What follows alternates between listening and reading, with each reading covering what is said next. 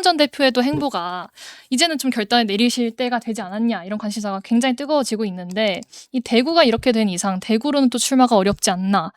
그러면 부산 이 선택지가 좀 가장 유력한데 부산에도 지금 청와대 하정우 AI 수석도 얘기가 나오고 있고요. 또 조국 대표도 계속 거론되고 있는데 현재 한 전 대표는 어느 쪽으로 좀 기울어져 있는지 먼저 김종혁 최고위에 여쭙겠습니다. 아니야, 그건 뭐 이제 사실 선거라는 건 예. 막판 될 때까지 전혀 예측이 잘 안 돼요. 그렇죠. 그리고 지금 당장 뭐 보궐선거 지역도 막 늘어나고 있잖아요. 김관영 지사가 또 그 낙마를 하게 됨으로써 그 자리에 이제 그 이원태 의원인가 그 자리가 또 비잖아요.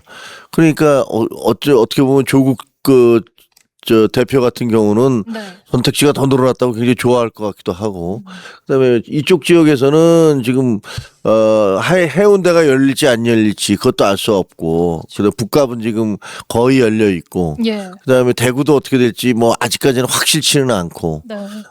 그리고 또 경기도지사의 어떤 사람이 그 국민의힘에서 양양자나 함진규 이 두 분으로 가면 별 변수가 없지만 예. 만약에 거기에 그 또 다른 제3의 인물 의원이 만약에 나가게 된다면 거기도 또 어떻게 될지 알 수가 없고 예. 그래서 이런 몇 가지 그 변수들이 있어서 지금 당장 어떻게 할 것이다 저렇게 할 것이다 얘기하기는 참 쉽지는 않아요. 네. 근데 뭐 가능성은 아무래도 북갑은 열려 있으니까 그건 상수로 놓는 것이고 그렇죠. 나머지 지역도 이제 좀 지켜봐야 되기는 하겠죠. 네. 근데 한동훈 대표야 뭐 인지도가 없는 분은 아니니까 그렇죠. 뭐 그런 부분들을 조금 더 지켜보는 것들이 맞을 것 같습니다. 예. 박 의원님 보시기에는 좀 지금의 선택지 어디가 가장 좀 한 전 대표 입장에서는 유력하다고 보시는지 궁금합니다. 아니 사실 뭐 대구에서 재보궐선거가 특히 조영 부의장 출마로 수성구가 나온다면 예. 거기가 1순위겠죠. 그렇죠. 당선 가능성이나 이제 정치적 서사나 이런 걸로 봤을 때. 음. 근데 이제 그거는 조영 부의장이 어떻게 하냐에 달려있기 때문에 예. 지켜봐야 될 텐데 한 전 대표가 뭐 부산 쪽에 마음을 많이 두고 있다. 실제 뭐 행보도 그랬던 것 같고. 근데 이제 부산 북갑이 생각만큼 그렇게 한 전 대표 입장에서 간단치는 않아요. 아, 그래요. 왜 그러냐면 지금 부산 지역의 정당 지지율을 보면 민주당이 국민의힘을 압도하는 거의 더블 스코어로 앞서가는 정도의 정당 지지율이 나와요. 예. 대구하고 상황이 다른 거죠. 그렇죠. 첫 번째 그거고 두 번째로는 그 북갑이라는 지역구가 전재수 의원이 어쨌든 3선을 했어요. 예. 본인이 떨어진 선거까지 출마했던 걸 포함하면 5번 이상 선거를 출마했던 지역입니다. 예. 그러니까 이제 전재수가 오랫동안 관리했던 지역구이고 전재수 의원이 아예 정치판에서 없어지는 게 아니고 시장 선거에 도전하기 때문에 예. 전재수 의원의 영향력이 미치는 선거 권역이에요. 그런데다가 이제 하정우 호출을 호명을 했어요. 그렇죠. 예. 할지 안 할지 모릅니다. 근데 이제 만약 하정우 수석이 출마한다라고 하면 선거판의 성격이 완전히 바뀌어요. 어떻게 바뀌는 거죠? 이거는 정말 새로운 인물을 통해서 뭐 새로운 비전, 노인과 바다 이런 얘기 하는데 그게 예. 아니고 이제 청년과 바다 뭐 이런 성격으로 확 바뀌는 거예요. 그렇죠. 그러면 거기에 명함 내미는 게 굉장히 어색합니다. 조국도 한동훈도. 예. 그래서 생각만큼 그렇게 여기가 간단치가 않다. 네.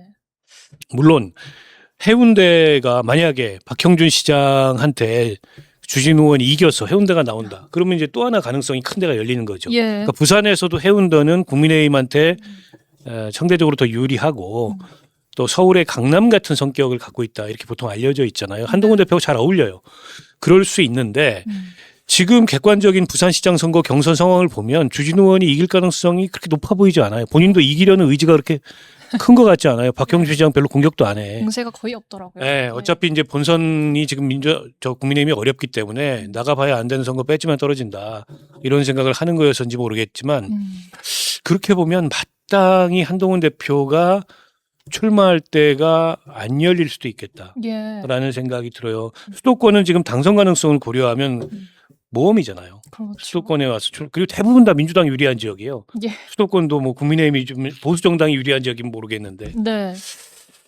그래서 더 봐야 하겠습니다만 간단치 않을 수도 있겠다. 예. 이런 생각이 들고 조국 대표도 비슷해요. 음. 상대적으로 조국 대표는 선택지는 더 많죠. 그렇죠. 근데 이제 민주당과의 관계가 관건인데 민주당이 어디 하나도 그냥 내줄 생각이 없어요. 예. 그럼 자력으로 돌파를 해야 되는데 그게 생각만큼 쉽지 않다. 음. 최근에 여론조사 결과들 나오는 걸 보면 네. 그렇다고 이제 호남에 가서 출마를 하자니 그거는 또 그것대로 좀 확장성을 상징하는 게 아니고 예.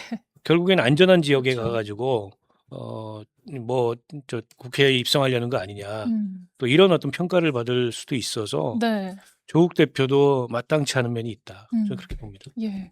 사실 말씀하신 것처럼 조국 대표 얘기가 나와서 여쭤보고 싶은 게 이게 조국 대표는 최근에 뭐 인터뷰에서 이달 중순쯤에 15일 정도로 얘기를 했는데 이때 재보궐 지역을 발표하겠다 이런 입장을 좀 전했는데 현재 조국 대표 뭐 경기 평택을, 안산 갑, 또 전북 군산 그리고 고향인 이 부산 지역 계속 얘기가 나오고 있죠. 좀 지금은 조금 어디로 좁혀졌다고 보고 계시는지. 부산은 안 가려고 그러는 것 같아요. 아 그래요? 예, 보니까 부산은 안 가려고 하고 예. 전재수 저 시장 후보의 입장에서도 안 왔으면 좋겠다. 왜냐하면 조국 대표가 갖고 있는 뭐 긍정적인 것도 있지만 부정적인 것들이 훨씬 지금으로서는 많은 것 같아요. 여론상으로 보면. 네. 그래서 선거 자체가 뭐 그 조국 대표가 올 경우에 그 덩달아서 굉장히 이 부정적인 이미지 이걸 커버하는데 어려울 것이고 그럼 민주당 후보를 내야 되잖아요. 그러면 예. 후보를 내서 만약에 거기 뭐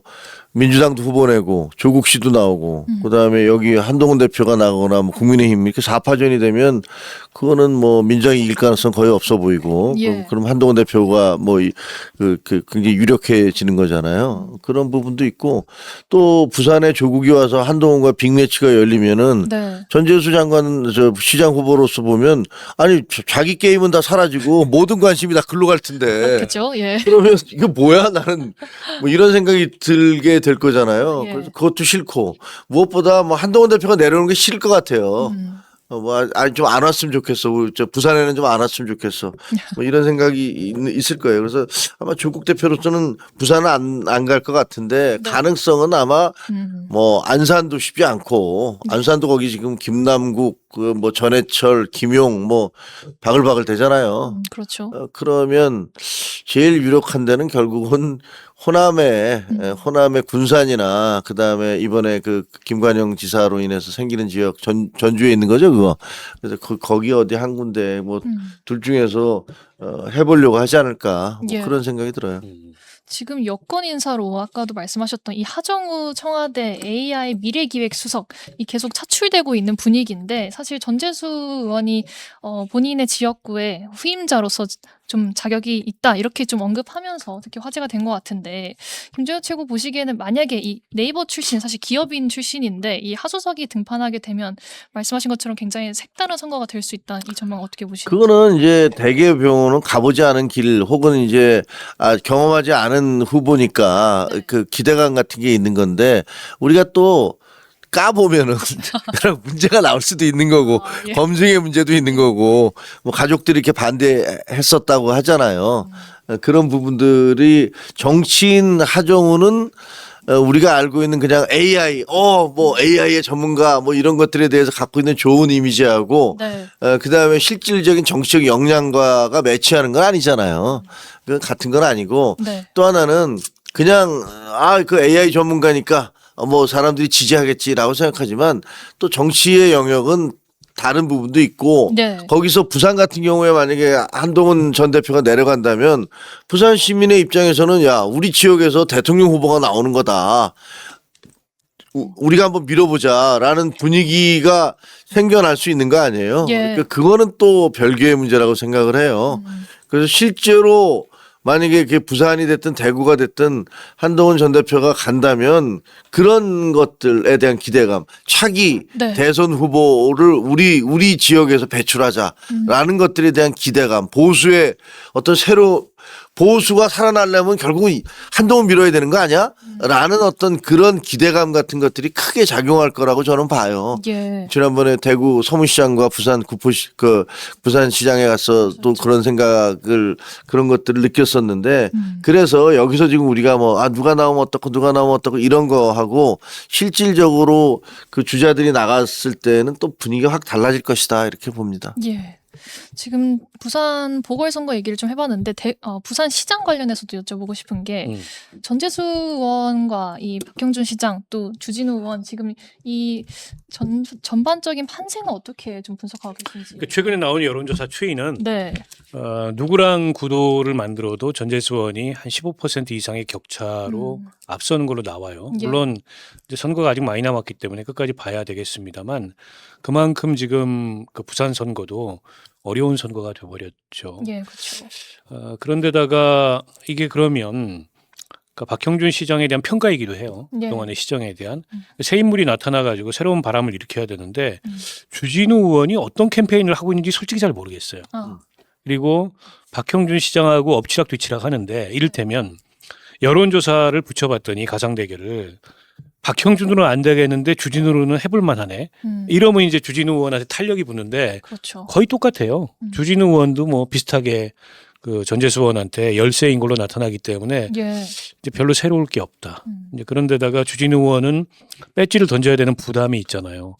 그래서인지 본선 승리 전망이 불투명 하다 보니까 네. 경선을 열심히 안 하는 거 아니야? 근데 이런 얘기까지 지금 나오는 예. 상황이에요. 그에 반해서 전재수 의원 같은 경우에는 어쨌든 부산 선거 전체를 끌고 가야 됩니다. 본인이. 그렇죠. 그러니까 유일한 국회의원이고 지금 이제 시장 후보이기 때문에 자기 선거에 더해서 부산의 뭐 구청장들부터 시작해서 네. 이런 부산 지역 전체 선거와 재보궐선거 자기가 빈자리 이것까지 다 끌고 가야 돼요. 예. 근데 그렇다 보니까는 전재수 의원의 말빨 이게 이제 먹힐 수밖에 없죠. 공천부터 시작해서. 그렇죠. 근데 선을 확 그었잖아요. 조국 대표 얘기나 김두관 의원 얘기에 대해서는 선을 자기 선거에 도움이 안 되고 네. 부산 지역 전체 선거에 도움이 안 된다는 거예요. 그 얘기는 한동훈 조국 없는 선거를 치르겠다. 그 얘기인 겁니다. 예. 근데 하정우 수석을 공천해 놓으면 거기 오겠냐. 그리고 거기 온다 하더라도 그건 승산이 있다. 이렇게 판단을 하는 게 아닌가 싶어요. 선거의 성격이나 선거의 의미 자체가 완전히 달라지기 때문에. 네. 그런데다가 제가 아까 말씀드렸듯이 대구하고 다른 게 예. 국민의힘의 지지율이 민주당의 지지율 절반 정도밖에 안 돼요. 지금 현재. 물론 이제 막판 또 거기도 결집이 있을 수는 있는데 그런데다가 전재수 의원이 오랫동안 다져놨던 텃밭이고 네. 거기서 한동훈 대표가 승리하려면 예를 들어 3자 대결에서 이게 스윙보터층 더하기 네. 민주당의 연성 지지층까지 긁어와야 이기는 거예요. 예. 그러려면 정권 심판론이 불어야 돼요. 근데 지금 거기는 국민의힘 심판론이에요. 예. 근데 이제 국민의힘 심판론만 가지고는 네. 한동훈 대표가 못 이긴다. 근데 정권 심판론으로 안 가요. 지금 그 부산 지역의 여론이라는 게. 그래서 이게 구조적으로 부산 선거가 어려운 선거다. 네. 그리고 이제 하정우 같은 사람이 출마하면 물론 본인이 출마할지 안 할지 모르겠어요. 그리고 정치에 어울리는지 아까 말씀하셨듯이 준비가 돼 있는지 모르겠습니다. 그것도 열어봐야 아는 건데 네. 일단 객관적으로 가진 스펙이나 이 정부 들어와서의 어떤 경력 관리 또 대통령 수석을 지냈다는 거는 여권에서 띄우자 치면 순식간이에요. 인지도부터 시작해서 그렇죠. 뭐 그런 등등이 완전히 새로운 선거판을 짤 수 있다. 전재수 의원이 딱 그걸 보는 것 같아요. 예. 그렇게 해서 옛날식의 무슨 한동훈 조국 넣어가지고 옛날식의 구도 이거 말고 완전히 새로운 선거판을 짜고 거기서 자기 선거에 시너지도 얻겠다. 이 전략이 아닌가 싶습니다. 예. 사실 이런 얘기가 나오면서 그나마 보수 재건에 그래도 남아있는 아이콘은 한동훈 전 대표라는 얘기가 계속 나오고 뭐 유승민 전 의원도 계속 언급이 됐지만 이번엔 뭐 출마를 안 하겠다는 입장이 확고해진 것 같고 이런 상황에서 한 전 대표가 선거 또 선거 이후에 좀 보수 재건에 어떤 좀 시너지 효과를 얻을 수 있을지 이거에 대한 또 좀 논의가 있으실 것 같은데 이런 계획도 궁금합니다. 아유 지금 뭐 한 치 앞도 내다보기 어려운데 뭐 앞으로 예.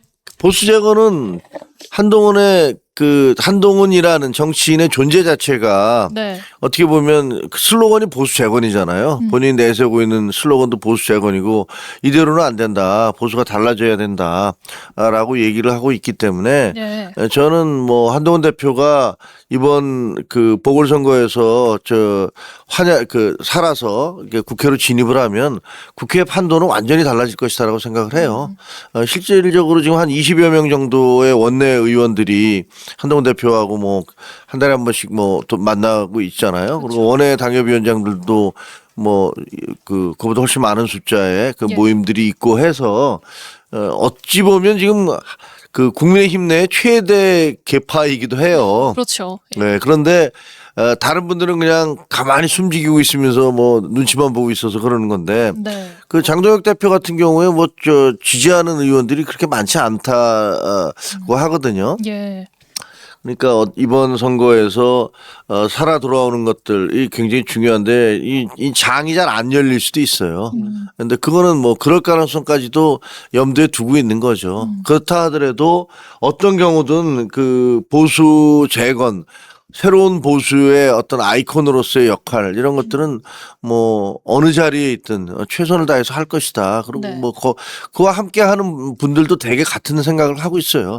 보수 이대로 안 된다. 달라져야 된다. 그리고 현재 그것을 할 수 있는 적임자는 한동훈이다라고 생각을 하고 있습니다. 이 대구가 이번 선거에서는 최대 격전지로 지금 떠오르고 있는데 언론사마다 여러 평론가분들이 이 대구를 두고 정말 다양한 시나리오를 거론하죠. 뭐 아무래도 이 컷오프된 이진숙 전 방통위원장과 주호영 부의장이 무소속 출마 가능성 때문인 것 같은데 저희도 하나씩 여쭤보겠습니다. 먼저 주호영 부의장이 지난주에 가처분이 기각이 되면서 이 무소속 출마 가능성이 되레 줄어들고 있다 뭐 이런 관측도 나오는데 두 분은 이 기각 결과랑 좀 무소속 출마 어떻게 보고 계시는지 먼저 의원님께 여쭙겠습니다. 일단 기각이 조금 의외였어요. 아 그래요. 예. 주호영 부의장이 예전에도 한번 가처분 인용을 이끌어냈던 네. 그런 경험도 있고 이번에도 워낙 자신한 데다가 그렇죠. 누가 봐도 여론조사 1위를 컷오프한 게 정상적인 결정 내지는 뭔가 근거가 있는 결정이라고 보기 어렵잖아요. 그래서 인용되지 않겠나. 그 앞에 네. 충북지사도 인용이 됐고 그렇죠. 좀 의외였습니다. 음. 근데 결과적으로 가처분이 기각되면서 국민의힘 대구 상황은 한층 더 안개 속으로 들어간 게 아닌가 싶어요. 네. 차라리 인용이 돼가지고 원점으로 돌아가서 다 경선 이랬으면 상황이 조금 심플해졌을 텐데 훨씬 더 복잡해졌다. 예. 일단 이런 생각이 들고요. 일단 충북하고 차이점은 절차상 하자가 있었는데 여기도. 네. 근데 이게 중대 위법이라고 보기 어렵다. 뭐 이런 것 같고 당시 표결 과정을. 근데 이제 충북은 이후에 후보 공모한 게 좀 탈이 난 것 같아요. 예. 그렇죠. 그런 차이점은 있는데 어찌됐건 간에 법원의 결정이 이제 오락가락하면서 국민의힘도 한층 복잡해졌는데 주호영 부의장이 8일 날 입장 표명을 하겠다고 하시잖아요. 네. 그리고 항고 하셨는지 오늘 한다는 건지 모르겠는데 예. 어쨌든 법적 다툼을 끝까지 해보고 나서 판단하겠다. 대체로 이런 걸로 보이고 전망이 막 엇갈리더라고요. 네. 무소속 출마할 거다. 이런 전망도 꽤 있고 설마 거기까지 하겠냐. 솔직히 잘 모르겠어요. 솔직히 잘 모르겠는데 근데 이제 무소속 출마를 한다면 네. 방법은 막판 단일화잖아요. 그렇죠. 근데 그게 이제 어떻게 보면 지금 국민의힘의 대구시장 선거에 활력을 불어넣을 수 있는 역설적이지만 네. 방법이다 이런 관측도 있고 그렇게 삼자구도 되면 오히려 분열돼 가지고 필패한다. 그리고 막판 단일화라는 게 생각처럼 쉽지 않다. 서로 감정이 상한 데다가 자기중심 단일화를 얘기하고 있어서 예. 그러니까 어떤 경우든지 예전에 단 한 번도 국민의힘 대구시장 선거에서 이런 적이 없었는데 네. 사실은 거기는 경선 끝나면 끝나는 거였거든요. 그렇죠. 근데 지금 공천 과정에서부터 문제가 상당히 복잡해진 데다가 김부겸 총리 등장으로 민심도 굉장히 들썩이고 있고 네. 이렇든 저렇든 국민의힘이 굉장히 어려운 선거가 됐다. 저 개인적으로 전망을 묻는다면 조심스럽게 저는 출마 안 하거나 못할 것 같습니다. 왜냐하면 무소속 출마를 할 거면 이렇게 뜸을 안 들여요. 절차를 다 끝까지 밟아보고 아니 명분은 전 충분히 있다고 보거든요. 예. 근데 끝까지 이렇게 절차를 다 밟고 그 지역 여론을 네. 끝까지 경청하겠다는 걸로 봤을 때 지역 여론, 그러니까 아마 주호영 부의장에 가까운 사람들의 여론은 출마하면 안 된다는 의견이 훨씬 지배적일 거예요. 네. 일단 해당 지역의 국민의힘 의원들이 그렇더라고요. 그래요. 그러면 좀 현실적인 선택을 하지 않을까? 저는 그렇게 전망해 봅니다. 네. 김주영 최고는 좀 어떻게 보세요? 그 바둑에 장고 끝에 악수 둔다 뭐 이런 얘기 있어요. 예. 오래 생각한 끝에 오히려 잘못된 결정을 내린다. 그리고 연속된 정치인들은 보니까 이 연속된 잘못된 결정들을 하다가 정치적으로 몰락하는 경우가 꽤 있더라고요. 그러니까 뭐 안철수 후보 같은 경우가 뭐 몰락했다고 전혀 할 수는 없는 분이시지만 보면은 이제 본인이 한때 그 누렸던 그 인기라든가 이런 것들을 몇 가지 잘못된 선택을 잇따라함으로써 다 까먹어버린 그런 측면이 있거든요. 예. 근데 주호영 지금 국회부의장 같은 경우는 지금 어떻게 하시려고 하는지를 도저히 잘 모르겠어요. 그러니까 왜냐하면 논리적이나 합리적인 그 전략이 아닌 것 같거든요. 네. 원래대로 하면은 가처분 신청하지 말고 그냥 무소속으로 나갔어야 돼요. 그렇죠. 아 무슨 가처분이야. 그 1, 2위를 다 잘라버렸는데 그러면 이건 말이 안 된다라면서 결기를 보이면서 그냥 확 무소속으로 나갔으면 그러면 좀 달라졌을 거예요. 네. 근데 어쨌든 그 가처분을 해놓고 법원에 기다리겠다라면서 그때도 가처분이 인용되든 안 되든 나는 나가겠다라는 식으로 또 말씀을 하셨고 너무 복잡한 일들을 많이 했어. 그다음에 이제 인용이 돼버렸는데 그 인용이 된 다음에 이걸 항고를 또 한다고 그러잖아요. 그러면 이게 시간이 얼마 걸릴지도 모르는데 그럼 대구는 계속 여기서는 진행이 되고 있는데 이거 시간이 지나면 지날수록 되돌리기가 점점 더 어려워지잖아요. 그렇죠. 소의 실효성, 실익이라는 게 있어서 재판부가 보기에 지금 만약에 이것을 당신을 인정해 준다 하더라도 이러면 판 전체가 다 깨져버리기 때문에 네. 미안하지만 안 되겠다. 음. 이럴 수 있는 거거든요. 그러니까 도저히 저는 이해 못할 그런 장구를 계속 하시는 것 같아. 네. 지금도 아예 하려면 딱 잘라서 하시든가 아니면 안 하시다고 한다든가. 근데 뭐 8일날 한다니까 또 앞으로 이틀이나 더 남은 거 아니에요? 그렇죠. 그 이틀 뒤까지 기다릴 또 이유는 뭔지. 그래서 뭔가 굉장히 현명 몰라 제가 이렇게 말씀드리면 좀 건방진 얘기 같긴 하지만 육선의 의원한테 조금 관전하는 입장에서 보면은 예. 혹은 분수 두는 입장에서 보면은 별로 이렇게 현명하지 못한 선택들을 계속 하고 계시는 것 같다라는 느낌이 들어요. 안타까워요. 그래서.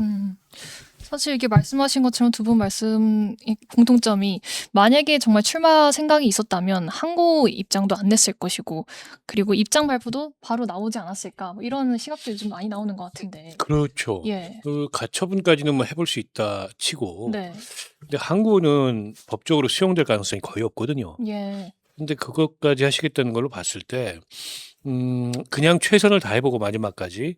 그런데도 불구하고 내가 그 지적하는 이런 법률적인 문제 제기가 수용이 안 돼서 네. 여기서 멈추겠다라는 수인 건지 아니면 저게 받아들여진다면 그걸로 출마 명분을 삼으려는 건지 잘 모르겠어요. 네. 그러니까 통상은 이런 정도의 어쨌든 이게 공천의 문제잖아요. 그렇죠. 이정현 위원장하고 장동혁 대표가 저지른. 그러면 그 명분을 안고 그냥 출마로 가거든요. 예. 근데 그게 아니고 계속 절차를 밟는 걸로 봤을 때 아까 이제 장고라고 말씀을 하셨는데 결국 주변이 많이 말리고 있고 네. 본인도 그 가운데에 결단을 내리기가 쉽지 않다 보니까 일단 미루는 게 아닌가 싶고 그러면 출마 못해요. 나중에 가면은 현실적으로는 그렇게 되지 않을까 싶어요. 네. 출마를 한다면 아마 이런 계산일 겁니다. 지금 이대로 가면은 그냥 무난하게 진다. 아. 김부겸 총리한테 예. 보수 전체가. 그렇죠. 그래서 내가 출마해서 선거판에 새로운 어떤 변수를 만들고 그러면 이제 나로 단일화될 승산이 높다. 예. 뭐 이런 류의 판단, 이런 게 이제 정교하게 돼야 되는데 그렇죠. 그런 판단을 정교하게 내릴 만한 근거가 사실 좀 부족하잖아요. 선거라는 게 어떻게 될지 모르고 네. 국민의힘 경선이 아직 뭐 어떻게 될지 모르는 상황이어서 그렇게 본다면 출마 어렵지 않을까? 근데 이제 정치가 명분으로 하는 거잖아요. 명분으로 하는 건데 사실 지금 장동혁 대표하고 이정현 공관위원장은 명분을 상실했죠. 예. 이번 공천 뭐 여기저기서 파동이 벌어지고 있고 공천이 엉망진창인 거는 뭐 부인할 수가 없잖아요. 그러면 주호영 부의장님 같은 경우는 애초에 그냥 딱 이 일이 벌어졌을 때 각을 확 세웠어야 돼요. 그러면서 당이 이대로 가는 걸 난 못 보겠다 더 이상. 네. 그러면서 목소리를 높이셨어야 되고 저는 그건 서울시장님도 마찬가지라고 생각을 해요. 예. 오세훈 서울시장님도 당이 이게 뭐냐 뭐 하는 짓이냐 이게 지금 이러면서 목소리를 크게 높여서 개혁의 목소리를 서로 다른 입장에서라도 그런 목소리를 막 내면서 당을 살려야 된다. 네. 이대로 장동혁과 이정현 시스템으로 당이 가는 거 못 보겠다. 이렇게 얘기를 해주셨으면 상당히 명분이 있잖아요. 그러면서 사람들이 저 역시 중견 정치인들이 좀 다르네 라는 생각을 하면서 예. 평가도 높아졌을 거예요.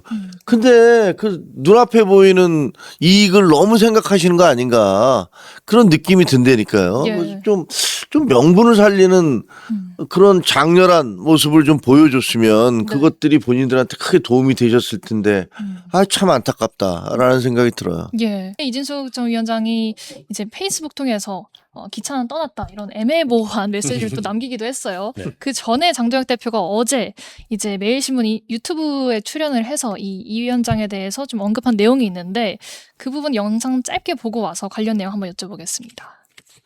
이정현 위원장도 이진숙 후보에 대해서는 정말 국회에 온다면 그 누구보다도 큰 역할을 해 주실 거라고 믿는다. 장 대표가 그런 부분을 잘 말씀드려서 잘 설득해서 내용 보면 뭐 발언 앞뒤로도 이진숙 후보가 대구에서도 큰 역할을 할 수 있지만 잘 싸울 수 있는 곳에 좀 전사로서 필요하다 이런 메시지를 남겼는데 이걸 두고 사실상 재보궐로 공천을 하는 거 아니냐. 근데 여기에 이진숙 후보는 기차는 떠났다. 좀 사실상의 거절 멘트였다. 이런 좀 관측이 나오는데 박 의원님은 어떻게 보셨는지.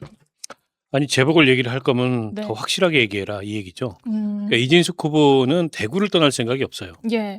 시장 선거를 떠날 생각이 없는 게 아니고 정확하게 얘기하면 대구를 떠날 생각이 없습니다. 아 대구인가요? 대구 이외에는 다 사지다. 아 아니, 실제로 그렇고요. 그렇죠. 이진숙 후보가 대구 이외에 승산이 있나요? 그러니까 물론 일종의 이제 그 희생번트를 대는 국민의힘으로서는 네. 이제 그런 용도로 쓸 수는 있겠습니다만 본인이 그런 용도 되고 싶어 하진 않잖아요. 그러면 재보궐 선거 얘기를 하려면 분명하게 예. 대구 지역에 재보궐 선거가 발생하면 공천한다. 라는 얘기를 해라라는 겁니다. 네. 그러니까 이진숙 후보의 그 반응이나 메시지가 좀 엇갈리는데 재보궐 선거 얘기가 나오면은 어떨 때는 일부의 가치도 없다 그랬다가 어떨 때는 제안이 들어오면 생각해 보겠다 그랬다가 이게 계속 혼선이 있어요. 맞습니다.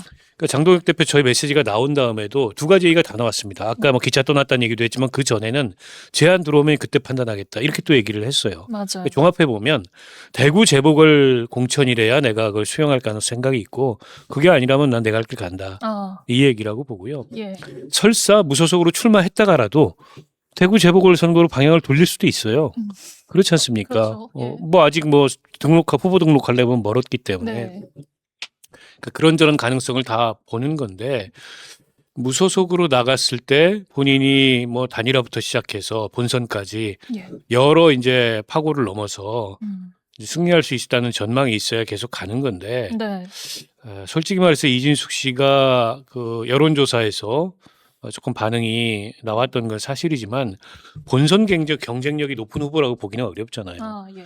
게다가 지금 대구 시장 선거의 가장 큰 쟁점은 대구 지역 발전입니다. 네. 그렇죠. 지역민들의 가장 큰 관심사도 그거고 경제난도 정치적으로 가장 박탈감을 느끼고 있는 것도 그거예요. 국민의힘 만날 밀어주면 뭐하냐. 그러니까 김부겸 총리가 딱 그 점을 건드리고 그 국민의힘을 버려야 예. 진짜 보수가 산다 이렇게 얘기를 하잖아요. 그렇죠.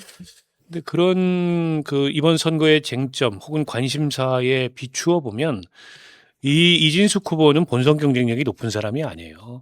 무슨 행정 경험이 있는 것도 아니고 예. 정치 경험이 있는 것도 아니고 대구시라는 광역 행정을 이끌고 갈 만한 더군다나 대구 경북 통합 과제까지 또 대구 신공항이라는 그런 지역 사회에서 수십조가 들어가는 예. 대형 프로젝트나 이런 걸 풀어야 되는 그런 자리에서 현 정부하고 극도로 사이가 안 좋은 이진숙 씨가 당선되면 그런 게 가능하겠냐. 근데 이런 의문이 제기될 수밖에 없어요. 그렇죠. 그러니까 본인도 그걸 모르지 않을 거기 때문에 제가 보기에는 재보궐 선거용 엄포다 아 이렇게 봅니다.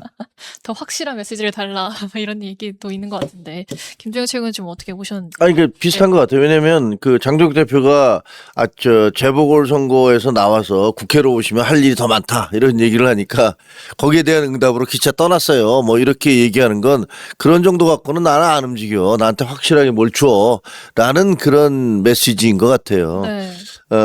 그런데 조금 보면 좀 그 이준숙 씨가 언제부터 이준숙 씨였지? 뭐 이런 생각을 좀 하게 되잖아요. 그 정치인의 운명이라는 거 하루아침에도 달라지는구나 하는 것들을 참 느끼게 되는 게 방통위원장 하다가 이제 그 좀 쫓겨난 거죠. 그 어떻게 보면 본인은 굉장히 억울하다라고 생각하실 수 있는 요소가 많다고 생각해요. 그런데 경찰에 의해서 소환되면서 수갑 차고 한 거 그게 이제 완전히 팍 터닝 포인트가 됐던 거 아니에요.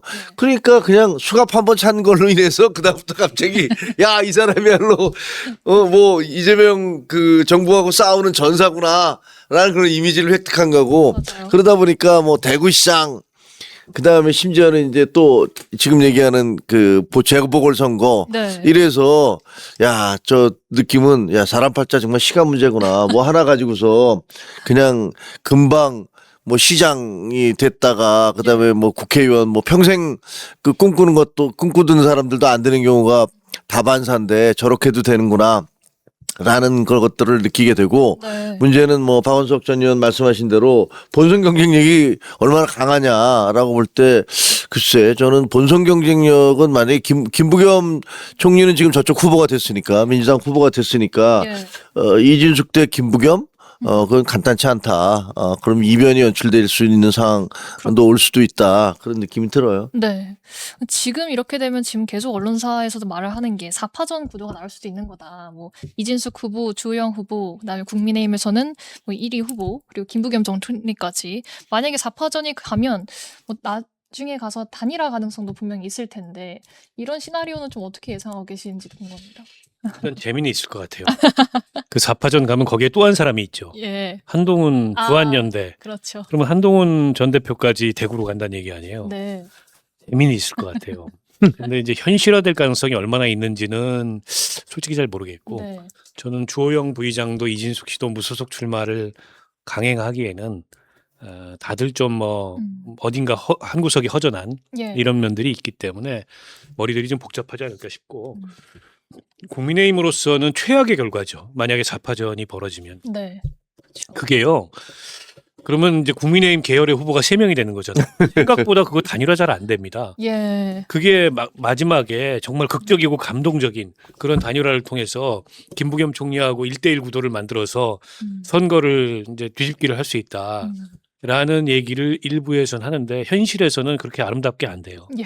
그러니까 전부 다 자기 중심의 단일화를 생각할 거고 룰부터 시작해서 끝까지 지리하게 깨질 수도 있고 그 과정에 네. 하다가 마지막에 단일화가 되면 나머지 손을 놔버릴 거예요 선거에서. 이렇거든요 속성이. 그래서 국민의힘으로서는 4파전이 되면 사실상 선거가 멀어진다. 사실상 민주당한테 내주는 거다. 이렇게 봐도 저는 무방하다고 보고 예. 결국 장동혁 대표 체제의 정치력의 한계가 그냥 적나라하게 노출돼 버리는 거예요. 그렇죠. 그 주호영 부의장에 대해서도 이진숙 씨에 대해서도 설득을 못하는 거고 네. 자기 후보도 선출해 놔봤자 그냥 원오브댐이 돼버리는 거잖아요. 최악이 되는 거죠. 게다가 장동혁 대표로서는 가장 끔찍하게 생각할 지금 한동훈 대표까지 여기 와가지고 주한연대 이렇게 되면은 국민의힘이 선거에서 지워져 버릴 가능성이 높아요. 네. 물론 이제 한동훈 그 전 대표도 국민의힘 출신이고 주호영 부의장도 무소속으로 출마해도 국민의힘 출신이라는 거는 변하지 않겠지만 네. 장동혁 대표 체제 이런 국민의힘에 심판해달라 이렇게 얘기하고 다닐 거란 말이에요. 그분들도. 그럼 최악이죠. 그렇죠. 네. 그래서 뭐 일각에서 그렇게 아주 버라이어티하게 선거를 벌려서 마지막에 막판 단일화를 통해서 감동적인 역전성 다 저건 헛소리라고 보고 그러면 선거는 끝나는 거예요. 제가 보기에는. 네. 이게 지금 대구시장을 둘러싼 이 선거 판세가 사실상 보수 분열을 그대로 보여주고 있는 느낌이기도 한데 거기에서 김부겸의 맞설 카드로는 주호영 한동훈 연대가 가장 세다 뭐 이런 지금 주장도 나오는데 어떻게 보시는지. 현실화 그게 가능하다면 그렇죠. 예. 뭐 당연히 그렇겠죠. 주호영 한동훈 연대가 이루어진다면 한 사람은 어떻게 보면 이제 대선 후보의 가능성이 큰 분이니까 한동훈 그렇죠. 대표 같은 경우는 거기에 대한 기대감, 대구의 어떤 기대감이 있을 것이고 그와 함께 주호영 그 부의장은 거기서 육선을 한 어쨌든 대구가 낳은 인물이잖아요. 예. 그러니까 거기에 대한 기대감 그리고 두 사람이 손을 합쳐서 보수를 한번 바꿔봐라, 보수 개혁해봐라, 장동혁 체제로 안 되겠다, 뭐 그런 것들에 대한 생각들이 뭐랄까 부상이 될 테니까 네. 그런 면에서는 경쟁력이 가장 강한 팀워크라고 할 수가 있겠죠. 근데 그렇죠. 현재로서는 그게 참 쉽지는 않아요. 쉽지는 않은 것들이 사실이에요. 그리고 예. 아까 말씀하신 대로 만약에 4파전이 되어지면 그러면 아마 대구 시민들부터 아예 나 도저히 이번에는 국민의힘 안 찍어 이렇게 나올 것 같아. 열받아서. 네. 니들 뭐 장난치냐 지금. 아니 저렇게 막강한 뭐 김부겸 전 총리가 나와도 니들은 나와서 니들끼리 저렇게 싸움박질하고 하고 있어. 뭐 이런 얘기들이 많이 나올 테니까 제가 예. 보기엔 결코 쉽지 않아요. 지금 이런 가운데 홍준표 전 대구시장이 돌연 김부겸을 지지하겠다 이렇게 선언을 했는데요. 뭐 국민의힘 내부에서도 굉장히 불쾌하다는 지금 표현을 하고 있는데 거기에 대해서 홍 시장이 다시 쫓아낸 전 남편이 어찌 살든 니들이 뭔 상관이냐 있을 때 잘하지 그랬냐 이렇게 좀 반발을 하셨는데 홍준표 대표라는 분은 네 그분에 대한 대중의 호불호가 굉장히 강하잖아요. 그렇죠. 그래서 저분이 김부겸 총리를 지지한다 그러면 득도 있고 실도 있고 양면이 다 있는데 네. 국민의힘 입장에서는 어찌됐든 간에 뼈아픈 얘기죠. 음. 왜냐하면 직전 대구시장이었고 예, 그렇죠. 또 당대표까지 지낸 대선 후보를 2번씩이나 그러니까 한 번은 이제 본선까지 갔고 예. 그다음에는 본선은 못 갔지만 어쨌든 당의 대선 후보였던 분이 저렇게 상대당의 후보를 지지한다는 거는 어쨌든 국민의힘의 지금 상태가 대구에서마저도 최악의 상황이다라는 예. 거를 방증하는 이제 그런 한 장면이라고 보여지고요. 저는 홍준표 그 전 시장의 그 생각은 명확한 것 같아요. 네. 그러니까 새로운 길에서 정치적 재기를 모색하겠다 이건 것 같고 본인이 페이스북에 내가 과거에는 당을 위해서 이렇게 살았는데 이제는 나라의 미래를 위해서 바람처럼 자유롭게 살겠다. 이 얘기는 진영 같은 거 신경 안 쓰고 네. 어쨌든 내가 뭔가 할 수 있는 정치적 재기를 도모할 수 있는 길에서 도모하겠다 이건 것 같고 네. 그 첫 번째 말하자면 스텝을 음. 이 대구시장 선거에서 김부겸 지지로 보는 것 같아요. 뭐 일각에는 총리를 저분이 희망한다.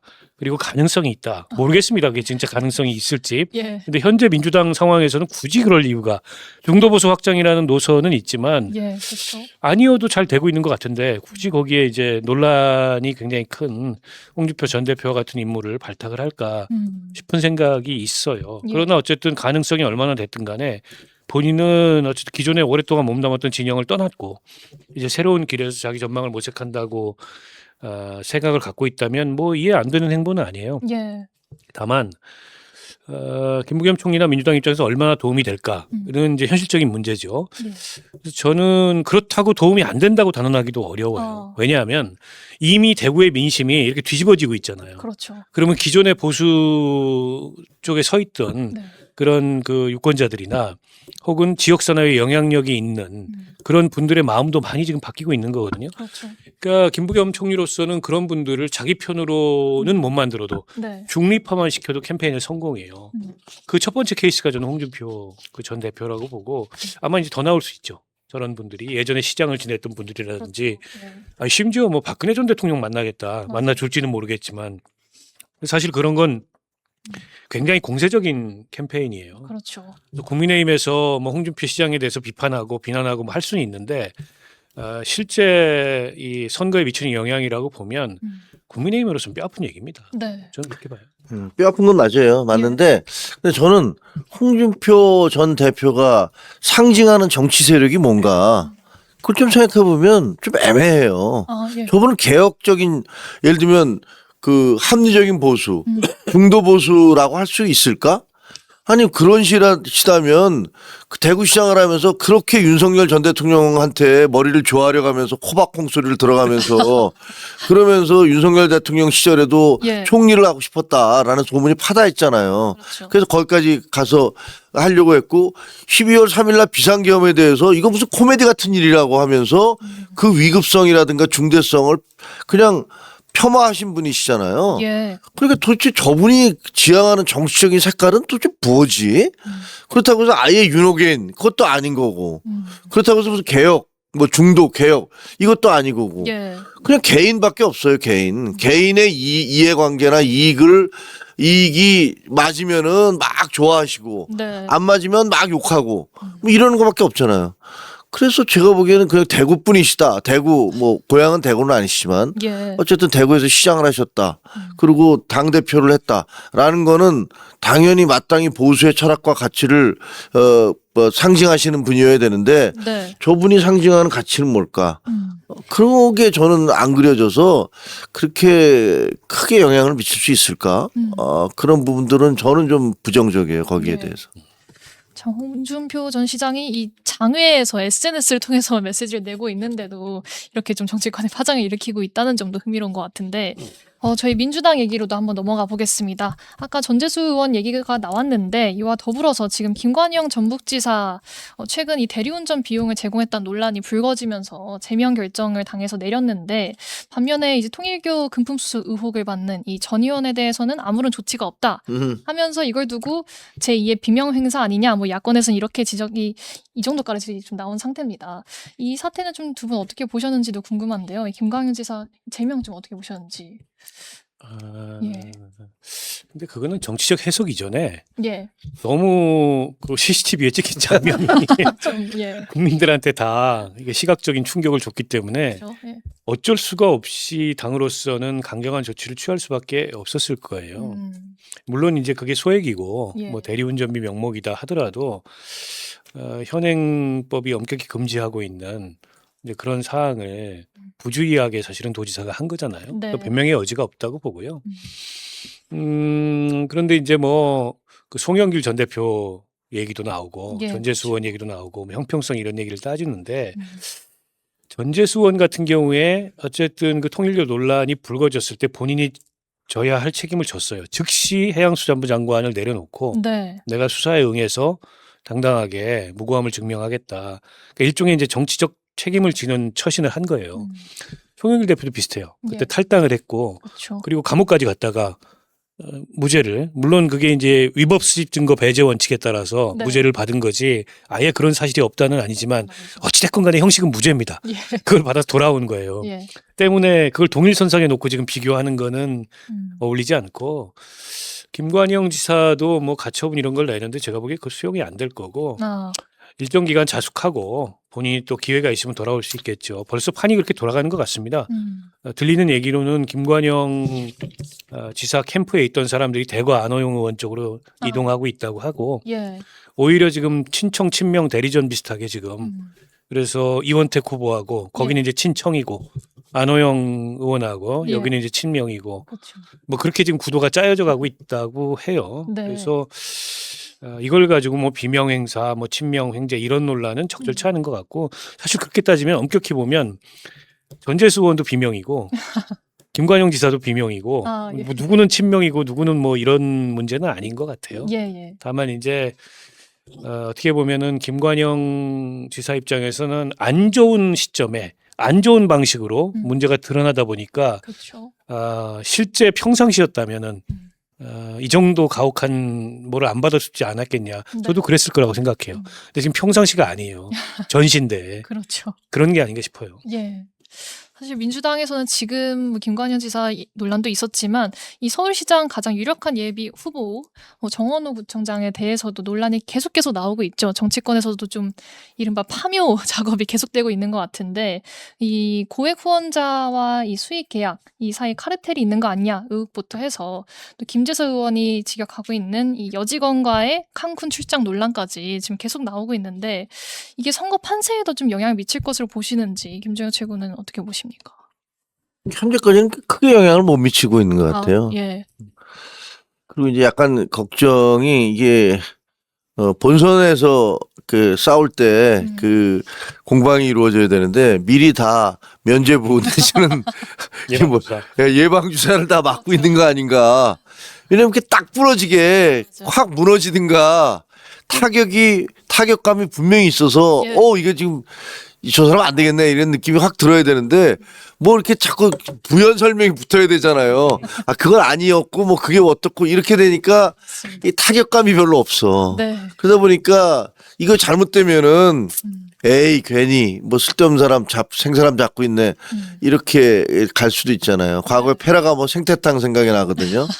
그 오세훈 시장에 대해서 했던 거 그런 게 있어서 그 네거티브나 공격이나 혹은 폭로나 이런 것들도 정확하게 가격 부위를 잘 잡아서 때리지 않으면 네. 그러면 약간 역효과 날 수도 있어요. 그래서 지금까지는 별로 그렇게 크게 영향은 못 미치고 있는 것 같아요. 말은 좀 많이 나오는데. 네. 이번 주에 사실 민주당이 서울시장 본 경선도 펼쳐지는데 지금 정원호 구청장 또 박주민 의원, 전현희 의원 이렇게 3파전인데 좀 전망 어떻게 하시는지. 그러니까 결선을 가느냐가 관건이잖아요. 네. 순위는 대체로 지금 윤곽이 드러나는 것 같고, 맞습니다. 그러니까 박주민 의원이 많이 따라갔다 그래요. 예. 그래서 10%대로 좁혔다. 음. 원래 한 20% 이상 차이가 났었는데 그런 전망들이 나오고 민주당 내에서도 결선 간다 이런 관측이 있고 아, 예. 그래도 그냥 끝나지 않겠냐 뭐 이런 관측이 좀 엇갈리는 것 같아요. 네.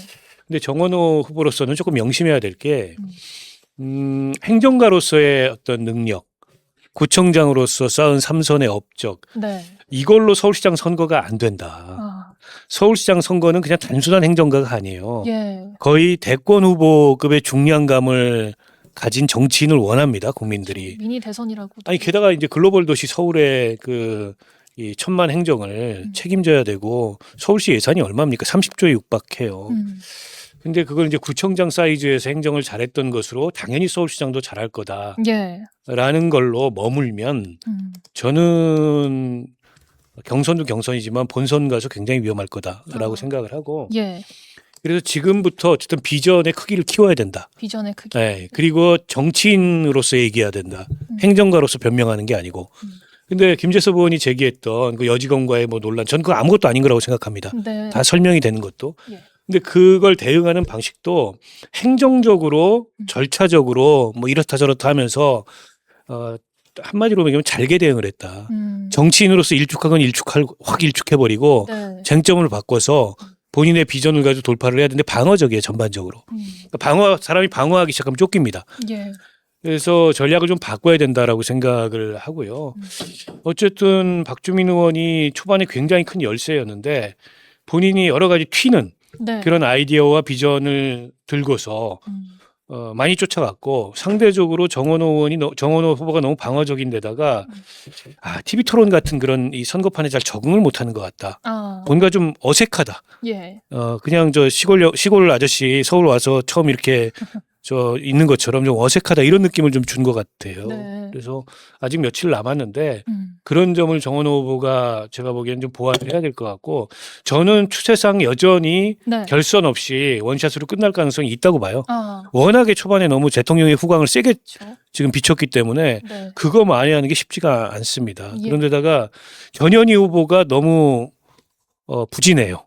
그러니까 사실은 3등 후보가 예. 어느 정도 치고 와야 50%를 못 갖게 하고 이쪽이 두 사람이 50%를 넘게 점유해서 결선으로 가는 건데 맞아요. 전현희 후보가 부진하는 바람에 이쪽이 50이 안 될 것 같아 합쳐도. 아, 제 생각이 그렇습니다. 예. 그러게요. 그런 또 변수가 있는데 이게 모두 과반 득표자가 없으면 사실 결선으로 바로 가는 상황이기 때문에 이번에 경기도지사도 김동연 현 지사 또 추미애 의원 한준우 의원 이렇게 3파전인데 여기는 좀 어떻게 전망하시는지. 그 막판에 막 큰 변화가 좀 있는 것 같아요. 아, 그러니까 그 후보 토론 과정에서 추미애 후보가 너무 준비가 안 된 거 아니냐라는 비판이 사실 저는 그 보지는 못했거든요. 예. 근데 하도 많이 들어왔고 여기저기서 뭐 모든 평론가들이 야 이거 말이 안 돼 뭐야 이런 식으로 하도 하다 보니까 네. 아 그랬나 보구나라는 것들이 그냥 뭐 모든 사람이 다 거짓말을 하지는 않을 테니까 네. 그런 생각이 들더라고요. 그래서 아마 그 당원들 원래 이제 추미애 후보가 그 일반 국민들한테 인기가 있는 분은 아니잖아요. 네. 근데 강성 당원들한테 굉장히 소구력이 강했던 분인데 강성 당원들조차도 사실은 여러 사람이 이구동성으로 준비가 너무 안 돼 있고 뭐 이런 식으로 얘기를 하면 실망하게 마련이거든요. 네. 그래서 일부 조사에서는 또 뭐 이렇게 상당히 붙어 있거나 뒤집혀 있거나 이런 것도 있어서 결선 투표까지 갈 가능성이 크구나. 예. 결선 투표까지 간다면은 그럼 의외의 결과가 나올 수 있겠구나. 그런 생각을 하게 되더라고요. 의외의 결과라면 어떤 걸까요? 그러니까 뭐 솔직히 말씀드리면 김동연 후보가 이기는 것이 의외의 결과겠죠. 네. 한준호 후보와 김동연 후보가 서로 연대할 수 있는 가능성이 있는 것 같아요. 추미애 후보에 대해서는 뭐 법사위원장 하시면서 강성 지지자들로부터는 뭐 열광적인 환호를 받고 있지만 사실은 대통령실에서 상당히 부담스러워하고 있잖아요. 그렇죠. 그리고 뭐 경기도지사가 됐을 경우에 이거 도정을 그 국정을 이끌어가는 데 있어서 경기도지사가 계속 뭐 정치적인 발언을 하면서 예. 강성으로 판을 몰아가면 그건 대통령으로서 굉장히 부담스럽거든요. 네. 그러니까 그런 거 원하지 않겠죠. 그리고 본인도 뭐 대권에 대한 꿈이 너무나 명백한 그걸 또 별로 숨기지도 않는 것 같은 후보니까 예. 물론 김동연 후보도 생각이 있겠지만 그건 이렇게 좀 이렇게 행정가답게 좀 숨기는 부분이 있는데 그렇지 않은 부분이 강하시니까 네. 그래서 굉장히 대역전극이 펼쳐지는 거 아니야? 라고 생각이 되고 만약에 그런 대역전극이 펼쳐지면 저희로서는 더 힘들어지죠. 네, 물론 이제 추미애 후보가 돼도 뭐 추미애 후보를 싫어하는 분들도 많긴 하지만 네.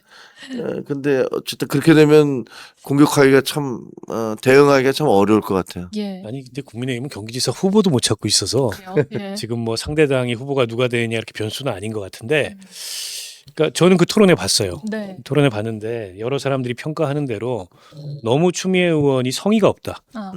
그러니까 내용 부족 뭐 이런 거 이전에 예. 사실 준비할 시간이 없었다고 보기는 어렵잖아요. 근데 경기도정을 책임지겠다고 나오면 경기도의 현안 쟁점 비전 뭐 공부하고 준비해서 나와야죠. 예. 너무 그 강성 지지층들의 지지만 믿고 그냥 나온 경향이 없지 않아 있고 그러면 이제 당원들이나 혹은 시민들의 평가가 인색해질 수밖에 없어요. 그에 비해서 김동연 지사는 현직 지사고 4년 동안 도정을 했고 네. 또 과거에도 그분이 뭐 기획재정부 장관 경제부총리 하면서 행정 경험이 많기 때문에 안정감이 있죠. 그런 게 예. 많이 좀 대비된다고 보고 결선은 저는 간다고 봅니다. 이제 결선을 가게 되면은 더더욱 그런 어떤 차별성 이런 것들이 좀 부각이 될 거예요. 네.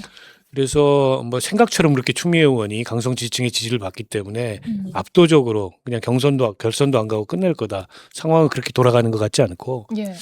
뭐 지금 추세로는 김동연 후보가 결선에 갈 가능성이 높은데 그럴 경우에 한준호 의원을 지지했던 그 세도 꽤 있어요. 여기는 결선을 가는 이유가 3위 후보가 선전하고 있기 때문에 결선을 가는 겁니다. 그러네요. 서울하고 다르게. 예. 그 표가 어디로 움직일지 모르겠어요. 그러니까 조금 나눠질 것 같은데 예. 일방적으로 어느 한쪽으로 가지는 않고 아무래도 지금 그 당의 이런저런 관계 이런 걸로 봤을 때 김동연 후보 쪽으로 조금 더 많이 갈 가능성이 있는데 예. 그렇게 되면 이제 결선이 어떻게 될지 모르는 상황이죠. 좀 지켜봐야 될 것 같고 어찌됐든 간에 이제 경기도는 서울하고도 또 다르게 예. 그냥 이게 결승이잖아요. 당내 예선이 결승이지 않습니까? 참 그런 상황이다 보니까 더 치열한 게 아닌가 싶어요. 네. 국민의힘은 뭐 김문수 전 장관부터 해서 김은혜 의원, 안철수 의원 계속 얘기는 나오고 있는데 현실 가능성이 있다고 보시는지. 없는 것 같아요. 이미 뭐 너무 기울어져 버려서 네.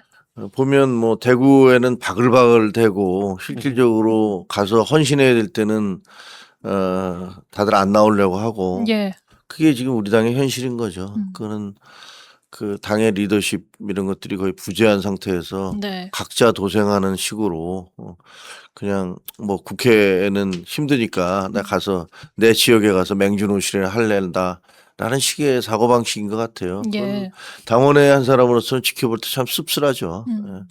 당으로부터 그렇게 많은 혜택을 누린 사람들이 정작 당이 가장 어려울 때는 어려운 자리에 나와서 나 하나라도 희생을 하자. 예. 뭐 이런 게 없는 거잖아요. 그러다 보니까 우리 시도의원들도 보면요. 도의원 나오라는데 안 나와요. 도의원 자신이 없거든요. 예. 근데 시의원을 뭐 몇 번씩 했으면 두 번씩 하고 그러면 사실은 도의원으로 나와줘야 돼요. 예. 세 번째는 뭐 어렵다는 거 운이 없어서 본인이 만약에 지금 우리 분위기가 좋잖아요. 네. 너나 없이 나오겠다 그럴 거예요. 서로 나오고. 그렇죠. 네, 서로 나오겠다 그럴 거예요. 근데 그게 아니고 시의원은 뭐 갑으로 나오면 그나마 가능성이 있는데 도의원은 별로 가능성이 없다 싶으니까 안 예. 나오는 거예요. 그거 보면 당의 어떤 당원으로서의 헌신성이랄까 뭐 이런 것들 다 그냥 그냥 자기 그 단물 챙겨 먹는데 그런 거에만 관심이 있을 뿐이지 예. 실질적으로 당이 어려울 때 헌신하겠다든가 이런 건 없구나. 그런 생각이 들어서 네. 매우 씁쓸해요.